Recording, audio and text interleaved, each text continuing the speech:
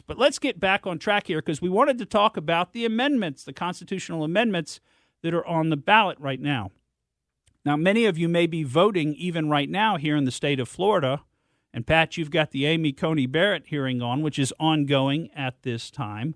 But let's talk about these constitutional amendments real quickly because there are 6 of them, and you might be wondering, what do they mean and what should you do? Now, of course, we can't really tell you what to do. That's your business, how you want to vote on these various things.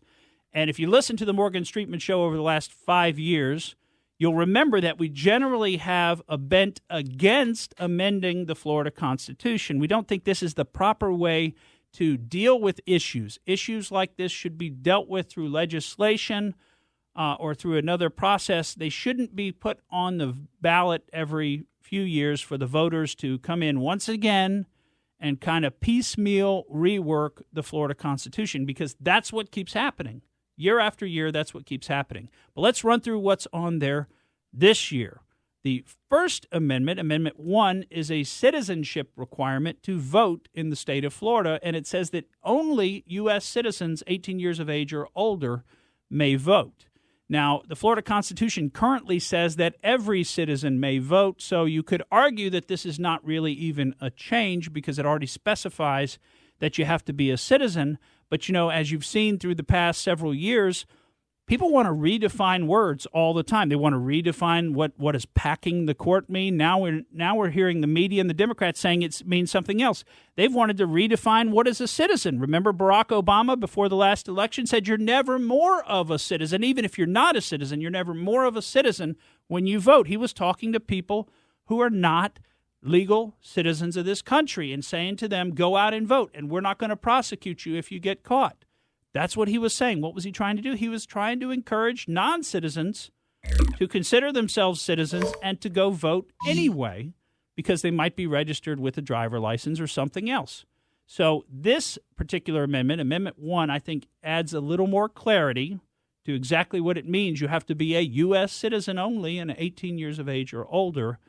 And so on this particular amendment, to me, it sounds good. It sounds like a good change. It's more clear. It's more certain. Do you want non-citizens voting in your election? If so, why don't we just send mail-in ballots out to the entire world for our state of Florida elections? I mean, why not, right? Why shouldn't people in Kazakhstan have a say about what happens in Florida? North Korea. Let's send them to North Korea. Maybe it'll keep them from sending over that ICBM we saw over the weekend, right? So Amendment 1 might be something you want to consider voting for. That's up to you as a voter. How about Amendment 2? Amendment 2 is a very interesting one. This was pushed by John Morgan, the famous plaintiff's personal injury lawyer based in Orlando, Florida. And this is the amendment to raise the minimum wage in the state of Florida Constitution. You know, it's currently at $8.56 per hour. That totals up to about $17,120 a year if you work 2,000 hours a year. And they want to raise it. This amendment would raise it to $15 an hour or an annual salary of $31,200. Now, a lot of people might say, well, why not? I mean, gosh darn it, why not? Why wouldn't you want to raise that? Why wouldn't you want to help out people at the lower end, help out the poor people? But what you're not realizing is there's not any compulsion that makes employers actually employ people. Employers only employ people when it is profitable for them to do so. That's how business works. I don't know if you probably weren't taught that in school because our schools have really failed us on basic economics and basic market forces and incentives. But if you raise the minimum wage, if you raise the cost of employing people, the only result is going to be that fewer people are employed. It's simple. It's very simple. So if you want fewer people to have jobs, then you should vote yes on Amendment 2. If you want the free market to be allowed to work and people to be allowed to have jobs, including young people, you know, do you think these supermarkets are going to be able to employ all these young workers who are half the time not even paying attention maybe? You know, they're young kids, basically, 15 years old. I remember when I was working 15 years old for minimum wage at McDonald's. You know, I remember how it was. And I wasn't worth $15 an hour or whatever the equivalent number would have been back then. I just wasn't worth it. So I was lucky to have a job. It taught me some things about life. It allowed me to earn a little bit of money, spending money for myself. I didn't really need it to survive. I mean, it was a good thing. It was positive for my employer, and it was positive for me. But if we go mucking around and thinking we can just set the minimum wage by Central Planning Committee, all we're going to do is we're going to destroy jobs. And also, when you think about restaurants, they already operate on thin margins. They're trying to make their COVID comeback. So this would put more strain on them. How can restaurants even make it right now? You know? I mean, and a lot of them haven't. I mean, and the price has gone up so much at a restaurant now. Yeah. Because of the food, the meat. It's horrible. You don't think, I mean, you think the employers are going to absorb the increased minimum wage if you increase? I mean, don't you understand what's going to happen? Prices are going to go up. I mean, don't you get that? Now you say, well, now I can't make it on $31,200 because all the prices have gone up. I mean, you have to really not be thinking this through to think that we can just raise the minimum wage and that's it. There's no after effects. And now the people are going to live almost twice as well as they otherwise would have. You have to not be thinking it through, and you have to not understand incentives and basic economics. And that's a shame. It's a shame we're not teaching basic economics. And truth, it's a shame that we're now saying that the concept that 2 + 2 = 4 is a white supremacist concept. It's a colonialist concept. That's what they're teaching in schools. They want to teach that maybe 2 + 2 = 5. Maybe math isn't true. Maybe it's just something in white people's heads, right? I mean, that's silliness. That's absolute silliness. These laws, incentives, mathematics, these things are universal. They apply all places in the same way, and you can count on them. And so it pays to learn them and know how they work so that you can apply them correctly in your own life. We'll be back with more on the amendments. We're back on the Morgan Streetman Show. Morgan, so good to have you in here. As I let you know off air, 0 sleep last night, maybe 20 minutes. Hey, and you look great. Thank you, and you perk me up, you know? So good stuff as always, especially with Pat George, too. We love our Pat. Mm-hmm. Boy, we've had this team together for over 5 years, you know. Wow. Yeah. Time flies when you're having fun. It really does. Seems like it's been a year and a half. We've had a great time. These last 6 months, a little different story, but... Yeah. A little slower. Yeah. Not this team, but Not life this in general. Team, but life in general. It's been a weird year, hadn't it? I mean, I'm about ready for this year to be over with myself, and I know a lot of people are feeling that way. But we got to get through this election first, and then Lord knows what happens after that, right? Depending on who wins, or maybe not even depending on who wins. I mean, there could be some interesting things going on after the election, but one thing that you as a Florida voter have got to do, or you don't have to, but you may choose to do, is vote on these amendments up or down. So, we've only gotten through the first two. Those may be the most important, but let's see if we can run through the remaining 4 fairly quickly for folks just to get them up to speed on what these amendments mean. The third amendment, Amendment 3 that's on the ballot, has to do with whether the primaries are going to be open. And so just so you understand, currently, if you are registered as a Democrat, then you can vote in the Democrat primary and nobody else can vote in that primary for who's going to be the Democrat candidate. And that makes some sense, I would think. And then if you're registered a Republican, then you can vote in the Republican primary, but nobody else can vote in that primary. And we've got millions of people in the state of Florida who are registered as NPA, no party affiliation, so they're not allowed to vote in the primaries because they're not registered as Republican or Democrat. They're waiting for that third party to come. They're hoping. I mean, the Libertarians are finally going to get it together one of these days.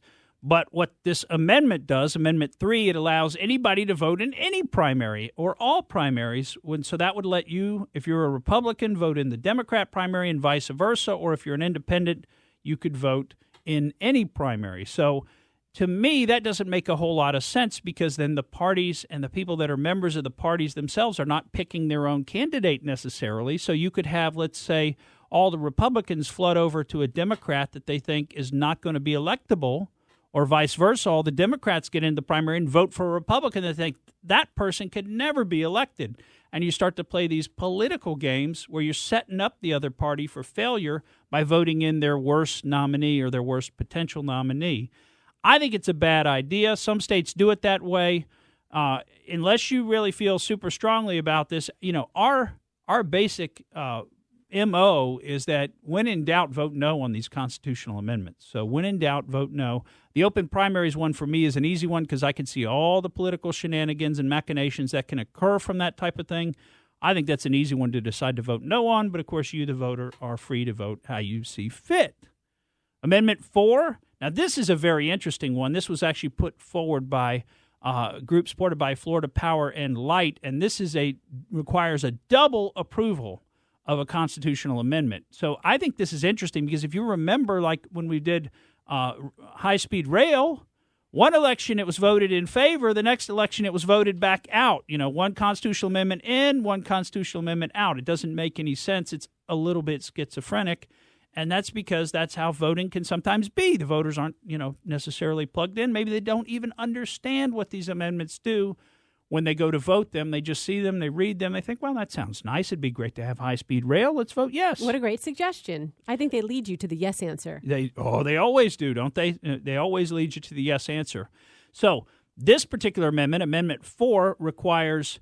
Okay, so currently you got to hit 60% in one election to get a constitutional amendment passed. This one requires you to hit 60% in 2 consecutive elections. So you'd have to vote for it now in favor 60%, and then the next election in favor 60%.